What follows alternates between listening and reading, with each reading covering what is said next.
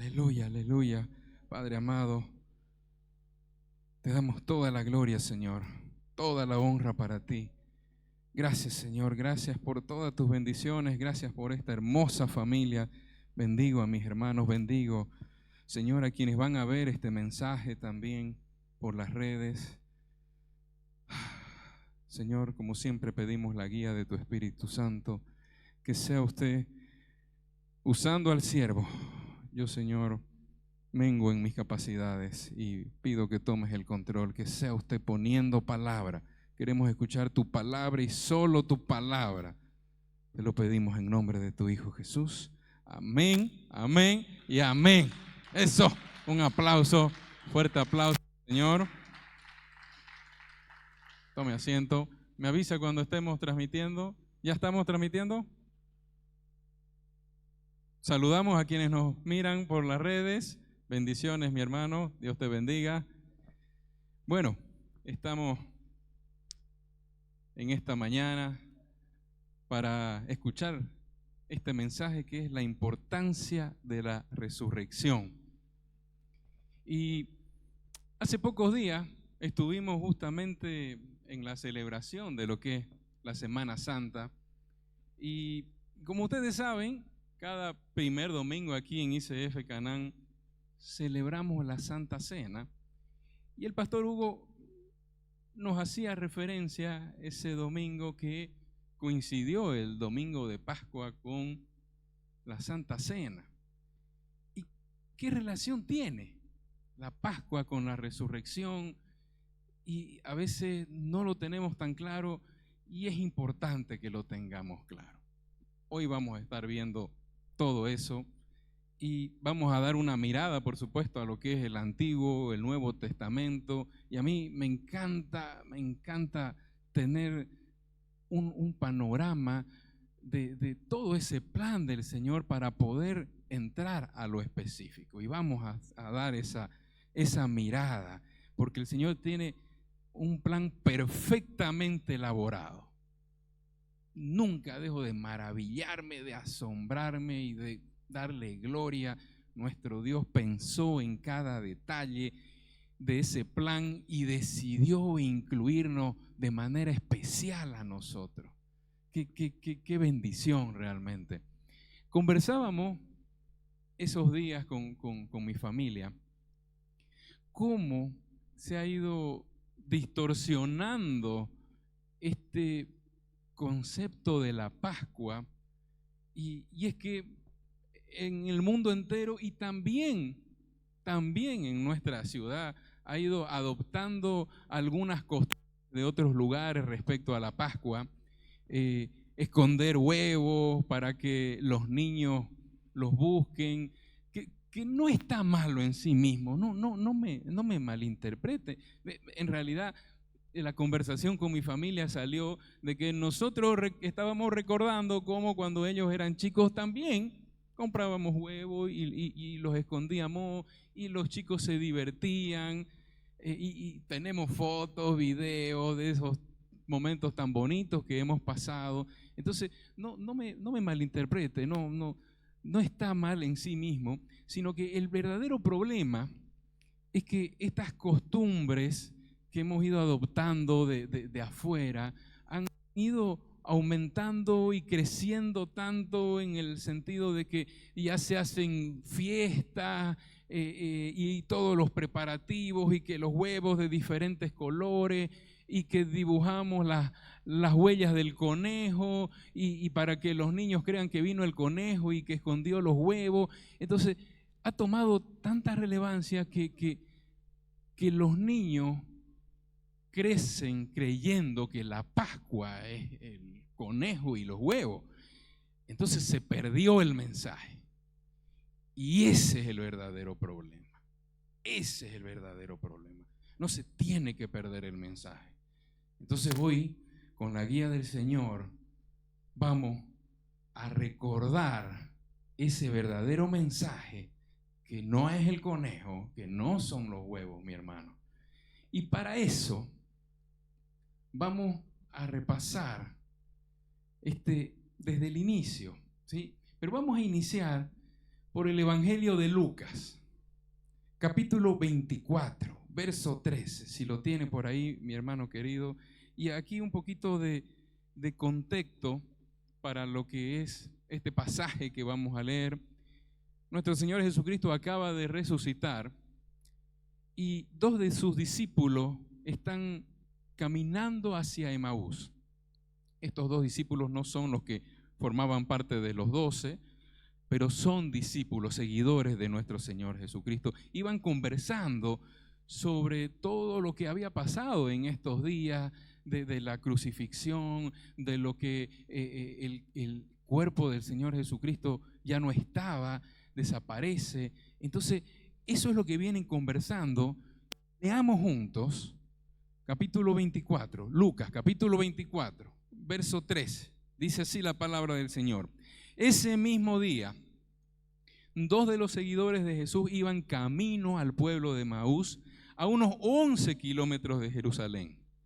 Al ir caminando, hablaban acerca de las cosas que habían sucedido. Mientras conversaban y hablaban, de pronto Jesús mismo se apareció y comenzó a caminar con ellos. Pero Dios impidió que lo reconocieran.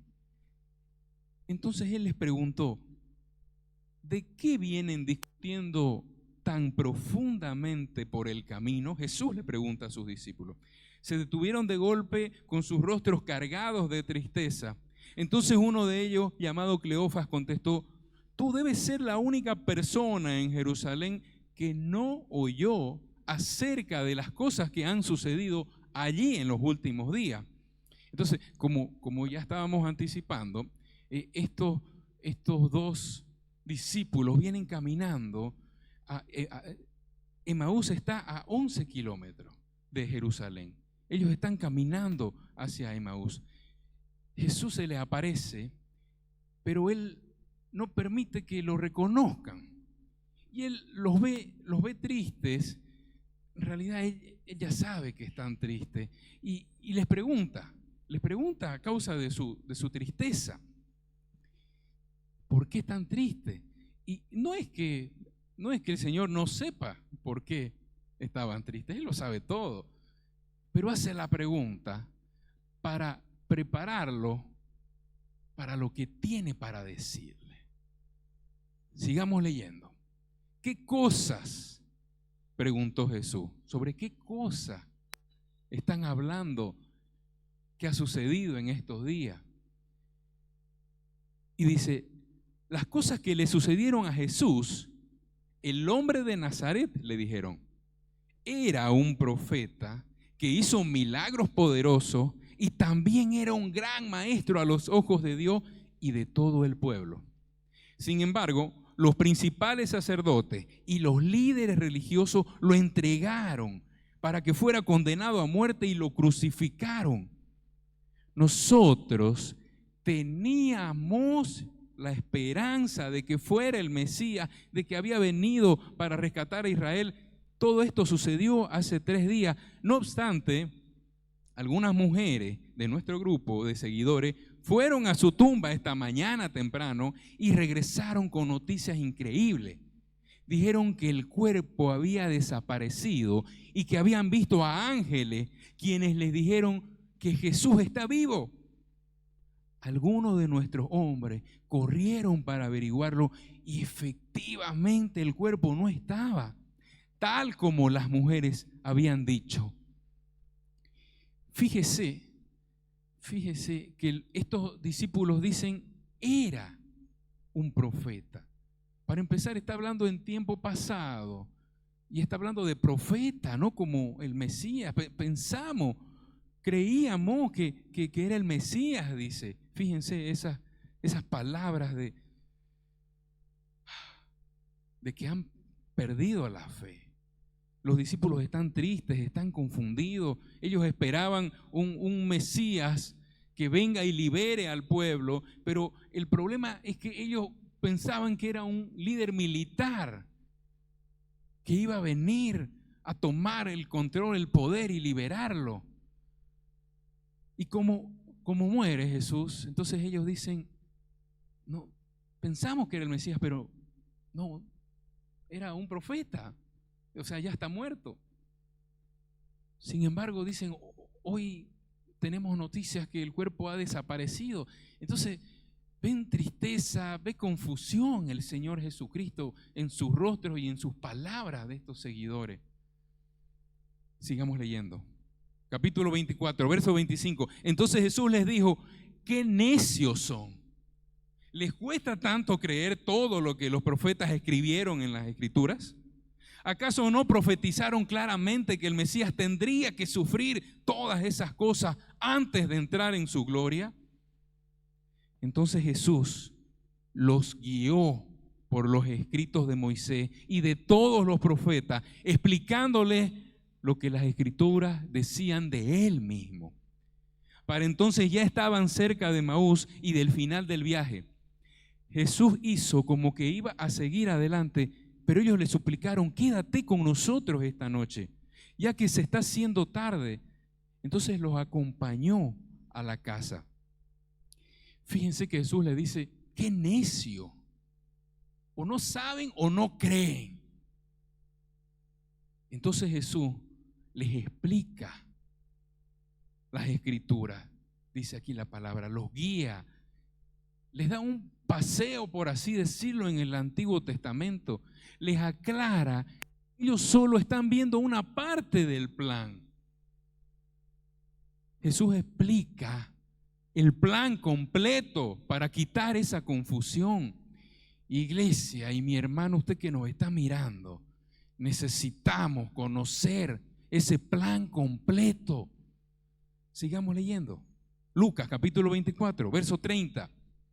Al sentarse a comer, tomó el pan y lo bendijo. Luego lo partió y se lo dio a ellos. De pronto se les abrieron los ojos y lo reconocieron, y en ese instante Jesús desapareció. Entonces se dijeron el uno al otro, ¿no ardía nuestro corazón cuando nos hablaba en el camino y nos explicaba las Escrituras? En menos de una hora estaban de regreso a Jerusalén. Allí encontraron a los 11 discípulos y a los otros que se habían reunido con ellos, quienes decían, el Señor ha resucitado, de verdad se le apareció a Pedro. Fíjense que Jesús bendice el pan, entonces ellos lo reconocen y Jesús desaparece. Y en vez de asustarse por esa desaparición sobrenatural de Jesús, ellos conversan entre ellos y dice que les ardía el corazón. Me encanta esa frase. No ardía nuestro corazón. ¿Te arde el corazón cuando escuchas la voz de Dios? ¿Te arde el corazón cuando el Señor te habla, cuando estás leyendo su palabra? Nos tiene que arder el corazón cuando el Señor nos habla.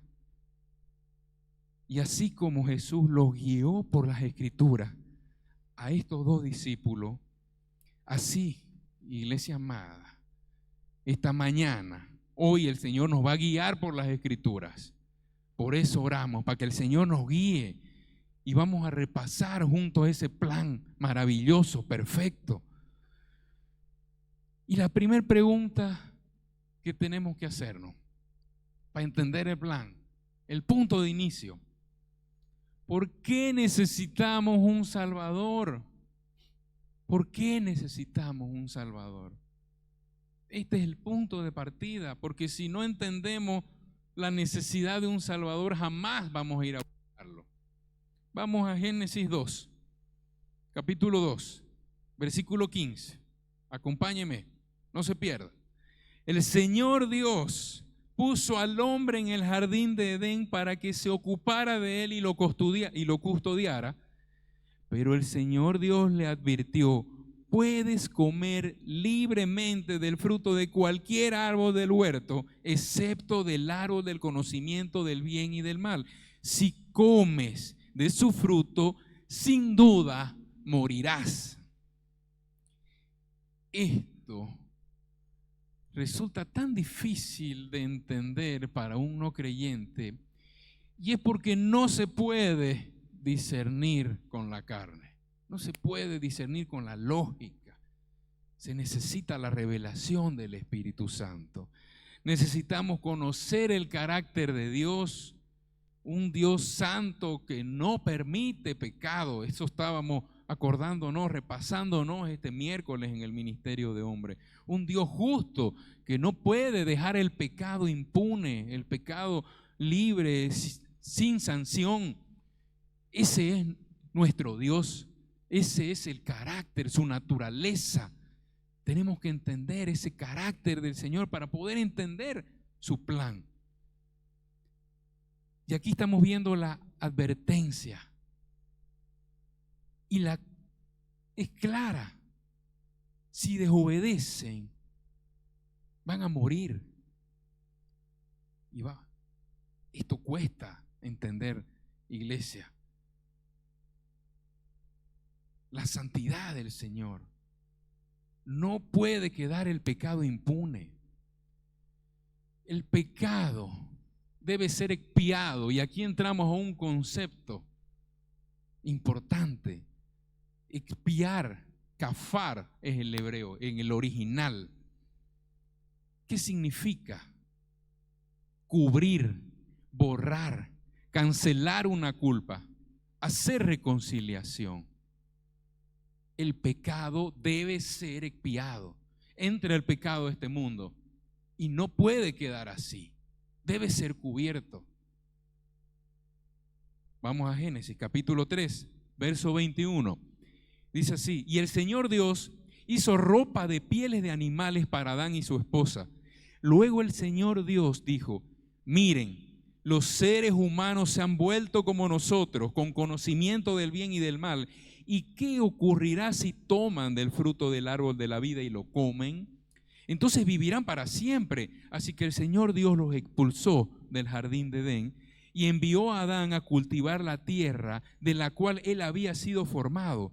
Después de expulsarlos, el Señor Dios puso querubines poderosos al oriente del jardín de Edén y colocó una espada de fuego ardiente que destellaba al moverse de un lado al otro, a fin de custodiar el camino hacia el árbol de vida.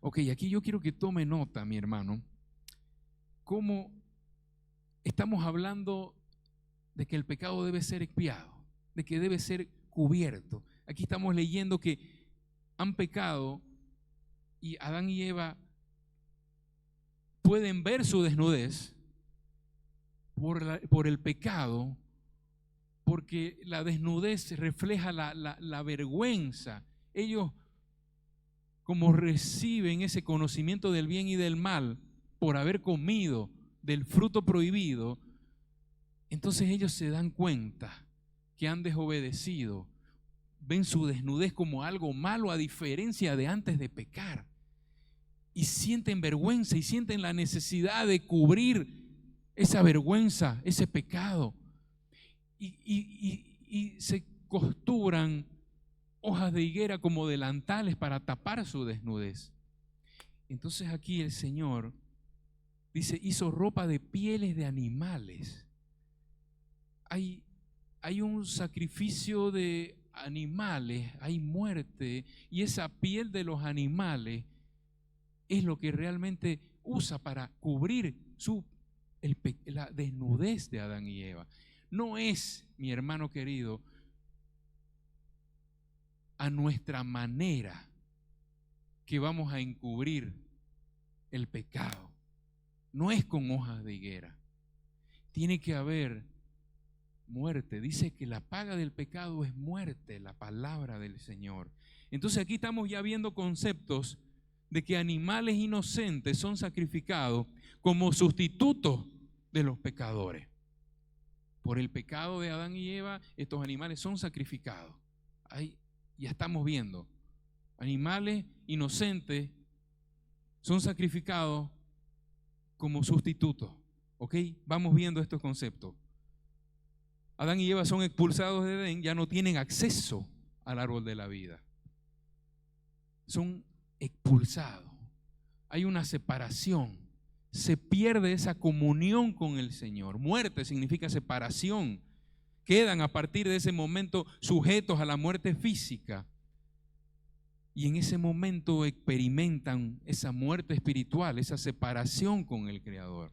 Entonces ya estamos viendo desde Génesis 3, desde el inicio, este concepto que lo repito, es importante que lo entendamos para lo que vamos a ver más adelante, la expiación del pecado que debe ser cubierto, un sustituto inocente. En Levítico 16 ya vemos de manera oficial, por así decirlo, que se establece este sistema de sacrificio que no lo vamos a ver. En general nos cuesta mucho leer este libro de Levítico, es un libro difícil de leerlo, porque hay muchos rituales, ofrendas, sacrificios que muchas veces no entendemos. Pero lo que necesitamos entender primero es que todo esto forma parte, todos estos sacrificios, ofrendas, rituales, forman parte de una expiación temporal, una manera de cubrir el pecado. ¿Ok? Pero en realidad todos estos sacrificios, todos estos rituales, todas estas ofrendas están apuntando al verdadero sacrificio, al único Cordero perfecto. ¿Se da cuenta cómo todo el plan encaja? ¿Cómo es un plan perfecto? Ahora, en Éxodo 12 se celebra la primera Pascua. ¿Ok? Aquí como un poco de contexto antes de leer. El pueblo de Israel está como esclavo en Egipto y han clamado al Señor. Dios levanta a Moisés para exigir a Faraón que libere a Israel. Faraón no acepta. Entonces Dios envía las 10 plagas. ¿Ok? Hasta primero las 9 primeras plagas, y en Éxodo 11 anuncia la 10ª plaga, que es la muerte de los primogénitos. Esto es importantísimo. Cada plaga tiene una razón y una explicación que hoy no nos da el tiempo para analizar cada una. Nos vamos a ir directamente a la última plaga, que el faraón, usted se va a ir dando cuenta, lea todo el relato y se va a ir dando cuenta cómo en determinado momento Faraón estaba por liberar al pueblo de Israel, pero dice la palabra que Jehová endurece su corazón. Y esto también causa muchas veces mala interpretación, pero aquí lo que yo quiero extraer de eso es que Jehová endurece el corazón porque era parte del plan. El plan era que sean 10 las plagas. No 7, 9, no, eran 10. Y esta 10ª plaga es importantísimo. Leamos ahora Éxodo 12. Ya estamos entrando a lo que es la Pascua. Vamos a ver la Pascua, la primera Pascua. Éxodo 12, capítulo 1, dice así: mientras los israelitas todavía estaban en la tierra de Egipto, el Señor dio las primeras instrucciones a Moisés y a Aarón. A partir de ahora, este mes será el primer mes del año para ustedes.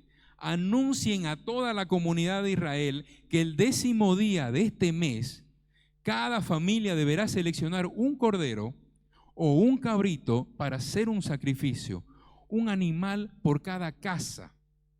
Si una familia es demasiado pequeña para comer el animal entero, lo compartirá con una familia vecina. Dividan el animal según el tamaño de cada familia y la cantidad de que cada uno pueda comer. El animal seleccionado deberá ser un macho de oveja o de cabra de 1 año y que no tenga ningún defecto. Note estos detalles. El Señor está dando instrucciones precisas y el pueblo de Israel debía obedecer, porque si no iban a sufrir las consecuencias. El macho cabrío debía ser sin defecto, que simboliza al único hombre sin pecado. Dios hecho hombre, Jesús es el Cordero perfecto. Desde Éxodo 12 estamos viendo. Sigamos leyendo. Verso 6. Cuiden bien el animal seleccionado hasta la tarde del día 14 de este primer mes. Entonces toda la asamblea de la comunidad de Israel matará su cordero o cabrito al anochecer. Después tomarán parte de la sangre y la untarán en ambos lados y en la parte superior del marco de la puerta de la casa donde comen el animal. Esa misma noche asarán la carne al fuego y la comerán acompañada de hojas verdes y amargas y pan sin levadura. No comerán nada de la carne, ni cruda, ni hervida en agua. Asarán al fuego el animal entero con la cabeza, las patas y las entrañas. No dejen ninguna sobra para el día siguiente. Quemen todo lo que no hayan comido antes de la mañana. Aquí hay tanto por hablar, pero yo quiero que nos enfoquemos en la sangre del cordero. La sangre del cordero debía ser untada en el marco de las puertas, a los lados y en la parte superior. ¿Ok? Tome nota, no se pierda, esto es importante. Sigamos leyendo. Éxodo 12, verso 11. Estas son las instrucciones para cuando coman esa comida. Estén totalmente vestidos, lleven puestas las sandalias y tengan su bastón en la mano. Coman deprisa porque es la Pascua del Señor. Esa noche pasaré por la tierra de Egipto y heriré de muerte a todo primer hijo varón y a la primera cría macho de los animales en la tierra de Egipto. Ejecutaré juicio contra todos los dioses de Egipto, porque yo soy el Señor. Pero la sangre sobre los marcos de las puertas servirá de señal para indicar las casas donde ustedes estén. Cuando yo vea la sangre, pasaré de largo. Esa plaga de muerte no los tocará a ustedes. Cuando yo hiera la tierra de Egipto, este será un día para recordar. Cada año, de generación en generación, deberán celebrarlo como un festival especial al Señor. Esta es una ley para siempre. Pascua significa pasar de largo, pasar por alto. De la misma manera que la plaga de muerte, que el espíritu de muerte pasó por alto en las casas de Israel, gracias a la sangre del macho cabrío, de la misma manera quienes aceptamos a Cristo como Salvador y somos cubiertos con su sangre y revestidos de su justicia, la muerte no entra en nuestros hogares. Dele un aplauso por favor al Señor.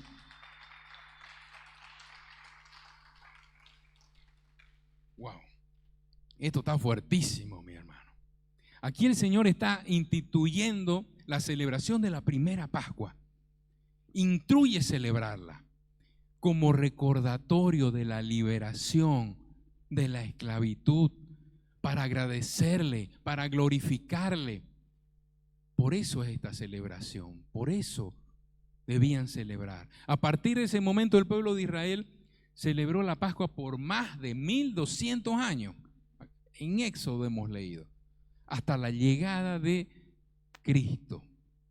Israel no tenía territorio, aún no era una nación, era una familia que había crecido, que llegó por José a Egipto, y sin embargo, mucho antes de ser una nación constituida, ya el Señor está instruyendo la celebración de la Pascua.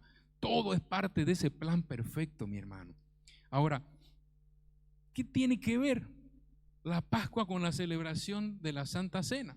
Porque hermano nos dijo que tenía relación. Ok, vamos con calma, vamos con calma.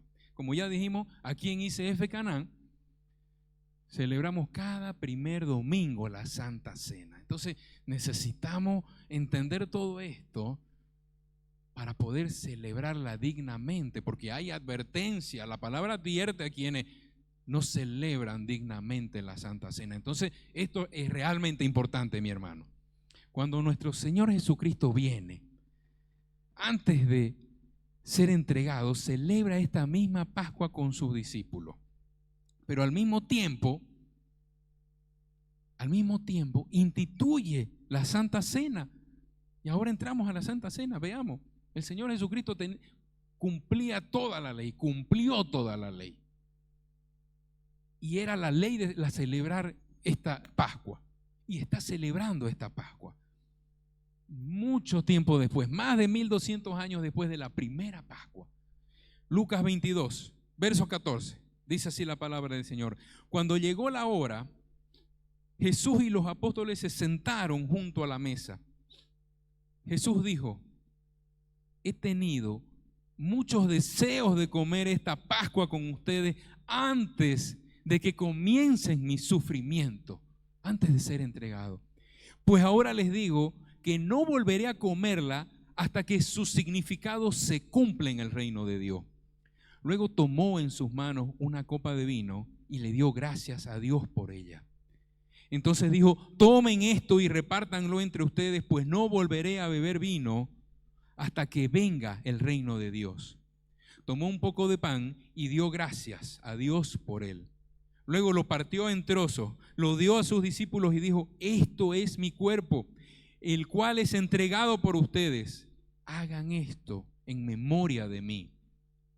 Después de la cena, tomó en sus manos otra copa de vino y dijo: esta copa es el nuevo pacto entre Dios y su pueblo, un acuerdo confirmado con mi sangre, la cual es derramada como sacrificio por los pecados. Entonces, mi hermano, fíjense, como dijimos, durante 1200 años, nuestro Señor Jesucristo, el pueblo de Israel celebró esta Pascua. Y de repente había todo un ritual para la celebración de esta fiesta. Y de repente el Señor Jesucristo viene y rompe este protocolo de 1200 años. Entonces anuncia que su cuerpo es el pan y que el vino es su sangre. Yo me imagino la confusión que ha de haber generado ahí con los discípulos. Toda esta tradición, todo este ritual que había, y viene y lo cambia el Señor Jesucristo, instituye y está explicando en realidad de por qué era esta celebración. Está explicando de que en realidad la Pascua estaba apuntando al sacrificio perfecto. Y aquí con el derramamiento de su sangre está diciendo: esta copa se representa mi sangre, este pan representa mi cuerpo. Entonces ya no hay más sacrificio de animales, no hay más macho cabrío. Todo ese sistema de sacrificios queda como el antiguo pacto.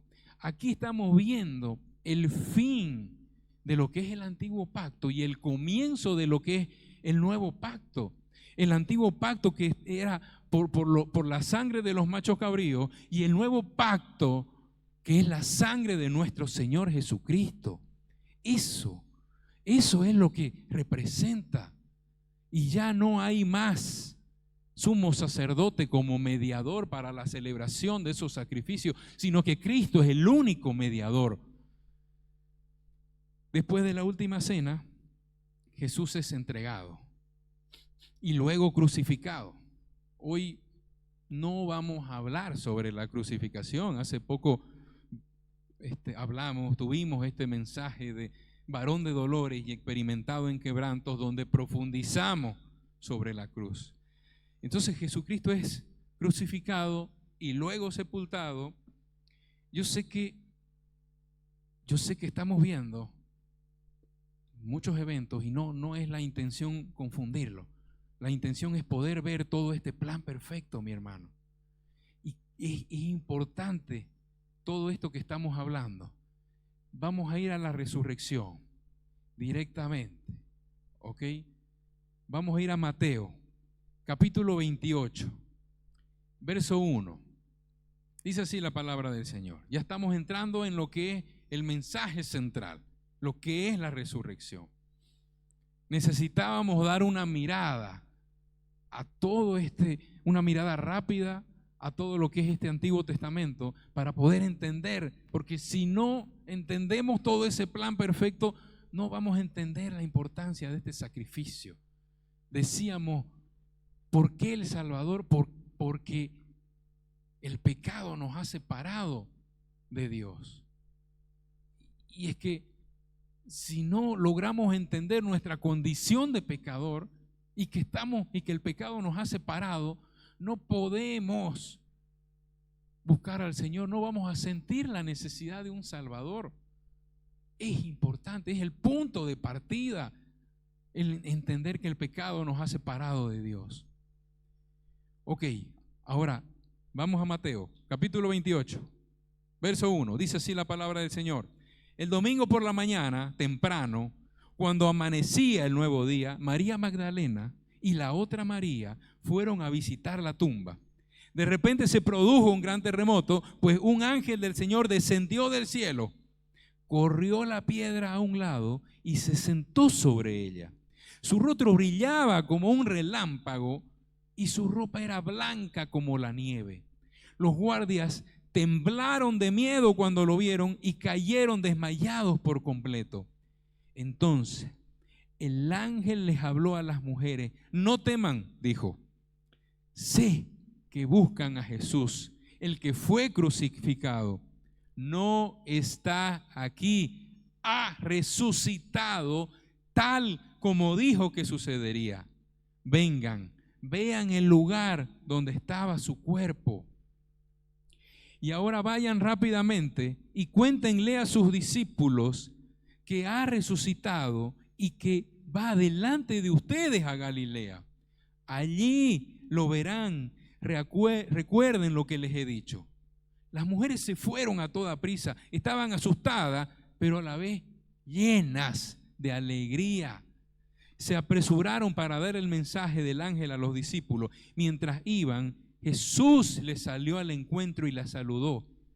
Ellas corrieron hasta él, abrazaron sus pies y lo adoraron. Entonces Jesús les dijo, no teman, digan a mis hermanos que vayan a Galilea y allí me verán. Se habla mucho del nacimiento de nuestro Señor Jesucristo y de su muerte, y hay que hacerlo. Es de gran importancia. Pero la verdad es que muchas veces no se le da la importancia a la resurrección, y es igual de importante. Necesitamos entender que es también importante la resurrección. Para los no creyentes es imposible entender o creer la resurrección. O sea, que los muertos resucitan, no hay manera que la inteligencia humana pueda entenderlo. No podemos entenderlo con nuestro razonamiento. Incluso para algunos creyentes es difícil, y lo vamos a ver en 1 Corintios 15. El mensaje de la Biblia siempre ha sido un mensaje de esperanza, de resurrección, un mensaje en que la muerte no es el final, mi hermano, para quienes pertenecen a Dios. Para el creyente la muerte nunca ha sido el final. Más bien es la puerta para la eternidad. Y esto es lo que vamos a ver enseguida. La historia, a ver, aquí me quiero detener un poco, porque la historia secular valida la existencia como Jesús. ¿Sí? El mundo no niega la existencia de Jesús. Desde el punto de vista de la historia secular, Jesucristo es un personaje histórico. ¿Ok? Nadie niega la existencia de Jesús. El verdadero debate es si Jesús es el Hijo de Dios hecho hombre. Ese es el verdadero debate. Eso es lo que los ateos apuntan sus armas a desacreditar, que no hubo resurrección. Entonces, como no hubo resurrección, quiere decir que Jesucristo no es Dios hecho hombre. Ustedes van a notar que los ateos a eso apuntan sus armas. ¿Por qué? Porque con eso derrumban la esencia del cristianismo. Esa es la base del cristianismo. Entonces, necesitamos saber cuál es nuestra base, nuestra creencia, en qué está basada. Algunos cristianos no entienden esta importancia y veamos, necesitamos entender esta importancia de la resurrección. Pablo está escribiendo a la iglesia de Corinto. Primera de Corintios capítulo 15 dice: ahora, amados hermanos, permítanme recordarles la buena noticia que ya les prediqué. En ese entonces la recibieron con gusto y todavía permanecen firmes en ella. Esa es la buena noticia que los salva si ustedes siguen creyendo el mensaje que les prediqué. A menos que hayan creído algo que desde un principio nunca fue cierto. Yo les transmití a ustedes lo más importante y lo que se me había transmitido a mí también. Cristo murió por nuestros pecados, tal como dicen las Escrituras. Fue enterrado y al tercer día fue levantado de los muertos, tal como dicen las Escrituras. Aquí estamos leyendo la NTV que dice buena noticia, pero la Reina Valera dice evangelio. La Biblia define aquí el evangelio. Aquí nos está definiendo qué es el evangelio. Dice: Cristo murió por nuestros pecados, tal como dicen las Escrituras, fue enterrado y al tercer día levantado de los muertos, tal como dicen las Escrituras. ¿Se da cuenta? Está mencionando como la resurrección como parte del evangelio. La resurrección es parte del evangelio, no lo podemos sacar, no lo podemos separar. Ok. Sigamos leyendo. Primera de Corintios, capítulo 15, verso 5. Lo vio Pedro y luego lo vieron los 12. Pablo sigue hablando de esta resurrección. Lo vio Pedro y luego lo vieron los 12. Más tarde lo vieron más de 500 de sus seguidores a la vez, la mayoría de los cuales todavía viven, aunque algunos ya han muerto. Luego lo vio Santiago y después lo vieron todos los apóstoles. Por último, como si hubiera nacido en un tiempo que no me correspondía, también lo vi yo. Pablo dice, lo vieron sus apóstoles a Cristo resucitado, está hablando de Cristo resucitado, lo vieron sus apóstoles y no solo ellos, lo vieron 500 personas al mismo tiempo. Pablo les está diciendo a la iglesia de Corinto, o sea, y hay muchos de ellos que están vivos. Vayan y pregúntenles si es que están dudando. Eso es lo que les está diciendo, porque había un problema en la iglesia de Corinto y estaban negando la resurrección. Entonces Pablo les dice a la iglesia de Corinto y nos dice ahora a nosotros, Cristo sí resucitó. Hubieron testigos, mi hermano querido. Esto quiero que sea importante, que lo entienda, es clave. ¿Por qué? Porque conversábamos con mi familia, con mis hijos hace algunos días, porque le están siempre dando experimentos en el colegio y ellos deben aplicar el método científico para todos esos experimentos. Y el método científico se basa en la observación, es decir, en la repetición del evento. Entonces, el método científico requiere la repetición de un evento. ¿Por qué estoy explicando esto? Porque la resurrección de Cristo no puede repetirse. Entonces, algunos no creyentes o ateos que apuntan sus armas a la resurrección, dice, ¿cuál es la explicación, perdón, cómo podés demostrar científicamente la resurrección de Cristo? No se puede demostrar, porque no se puede repetir ese evento, ¿ok? Pero para estos casos existe un método para la demostración y es el método legal, que hasta el día de hoy lo seguimos usando. Y el método legal se basa en testimonio. Entonces Pablo está usando ese método sin ser abogado y le está diciendo a la iglesia de Corinto, lo vio Pedro, lo vieron los 12, sus testimonios están ahí escritos, los otros podemos ver los testimonios, lo vieron 500, algunos siguen vivos, vayan y pregúntenle si están dudando. Eso es lo que está diciéndole Pablo, si es que están dudando de la resurrección. Ok, la muerte es importante, pero también la resurrección. Aquí en Romanos 4:25 dice, Él fue entregado a la muerte por causa de nuestros pecados y resucitado para hacernos justos a los ojos de Dios. Y la Reina Valera dice, resucitado para nuestra justificación.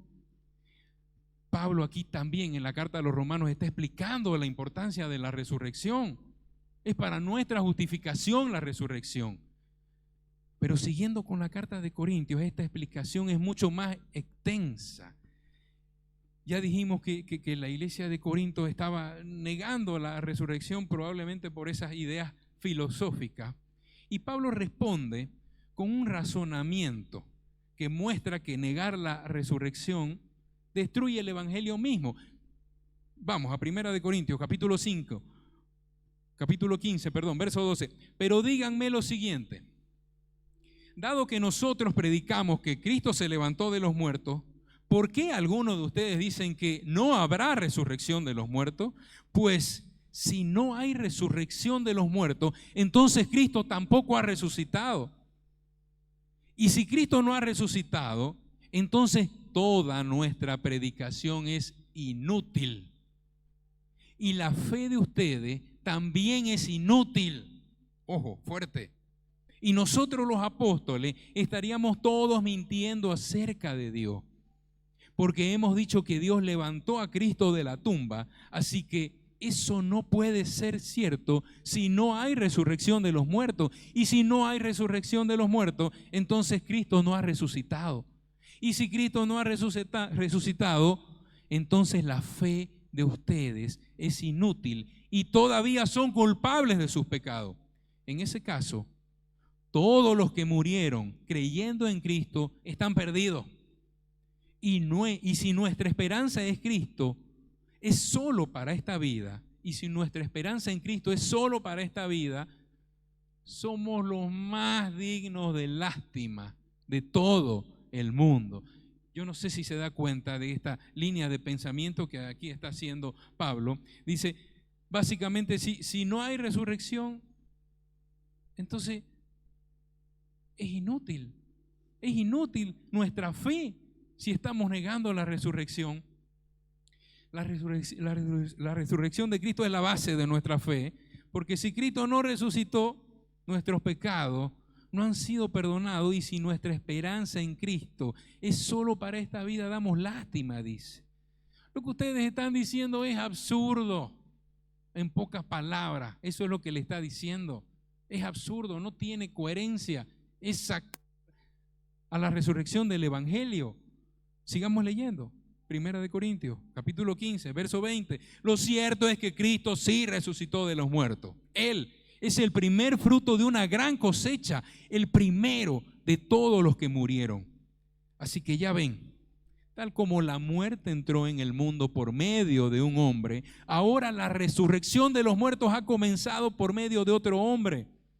Así como todos mueren, porque todos pertenecemos a Adán, todos los que pertenecen a Cristo recibirán vida nueva. Pero esta resurrección tiene un orden. Cristo fue resucitado como el primero de la cosecha. Luego todos los que pertenecen a Cristo serán resucitados cuando Él regrese. Pablo dice, lo que ustedes dicen, no tiene sentido que no hay resurrección, porque Cristo sí resucitó. Y así como a través de Adán entró la muerte a este mundo, a través de Cristo tenemos vida eterna y vida en abundancia. Esto está fuerte, mi hermano. El evangelio que predicamos es nacimiento, vida, muerte y resurrección de Cristo conforme a las Escrituras. Predicamos un mensaje de vida nueva en Cristo. Entonces, es clave la resurrección. No podemos predicar un Cristo que está muerto. No es ese el evangelio. Es vida nueva en Cristo, la esencia del evangelio, con los pecados que han sido pagados por su sangre. Es fundamental entender que la resurrección es la base de nuestra fe. Cristo sí resucitó y vive en este momento en cada uno de quienes hemos aceptado, que lo hemos aceptado como Salvador, y va a vivir por siempre. Cristo fue resucitado como el primero de la cosecha, dice. Luego todos los que pertenecen a Cristo serán resucitados cuando Él regrese. Cuando Cristo resucitó, nos dio vida nueva. Y de la misma manera que Él resucitó, nosotros vamos a resucitar. Nosotros vamos a tener vida nueva. La palabra lo está diciendo. Él fue el primero de la cosecha. Y todos quienes lo aceptan como Salvador, también van a resucitar. Qué hermoso mensaje. El evangelio es el único mensaje de salvación. No otras doctrinas, pensamientos que predican líderes que están muertos y sus tumbas y sus restos siguen ahí. La tumba de Cristo está vacía porque Él está vivo, mi hermano querido. Entonces, para cerrar esta enseñanza, la importancia de la resurrección, la prueba que Cristo es Dios hecho hombre, la prueba que Cristo venció a la muerte y al pecado, la base de nuestra fe, la esperanza que nosotros también resucitaremos con Cristo y tendremos vida eterna. Esa es la importancia de la resurrección. Qué plan más maravilloso. No, cada vez que yo voy a la palabra, no dejo de maravillarme y de glorificar a nuestro Dios, que ha elaborado este plan tan perfecto, con ese sacrificio perfecto, que Él no puede ir, nuestro Dios no puede ir en contra de su carácter. Ese pecado que está en nosotros tiene que ser expiado. No puede dejar el pecado impune. Pero Dios nos ama, porque lo que nos merecemos, siempre repito, nos merecemos la muerte eterna, nos merecemos el infierno, por cuanto todos pecaron, dice la palabra. Todos están destituidos de la gloria de Dios. Pero por su gracia infinita, por su sangre, porque Él murió por nosotros y que resucitó, tenemos vida eterna en Él. Entréguele su vida, mi hermano querido, si aún no lo ha aceptado a Cristo como Salvador. Y si ya lo aceptó, tiene que servirlo, se tiene que ver en su vida. Si Él es su Rey, tiene que servirlo a Él en todo momento, no a este mundo. Póngase de pie, mi hermano querido. Vamos a hacer una oración de cierre. Acompáñenos también quienes están en casa. Gracias, Señor, por esta palabra que tú nos has dado esta mañana. Gracias por ese plan perfecto que tú has elaborado, Señor, donde has decidido incluirnos, donde nos has dado una redención, Señor, que no merecemos. Por tu misericordia, Señor, tenemos ese perdón de los pecados, de nuestros pecados. Por tu gracia infinita, tenemos vida eterna, Señor. Señor, te entregamos nuestra vida, te aceptamos como Salvador y Rey. Entendemos nuestra condición de pecador y entendemos que solo a través de tu sangre preciosa nuestro pecado puede ser cubierto, mi Dios. Gracias, gracias por ese sacrificio, Señor. Sea usted, Señor, el Rey de nuestra vida. Guíenos para servirlo, Señor. Queremos obedecerte, Padre amado. Señor, todo esto te lo pedimos en nombre de tu Hijo Jesús. Amén, amén, amén. Y nos despedimos de las redes. Dios te bendiga, mi hermano querido. Bendiciones.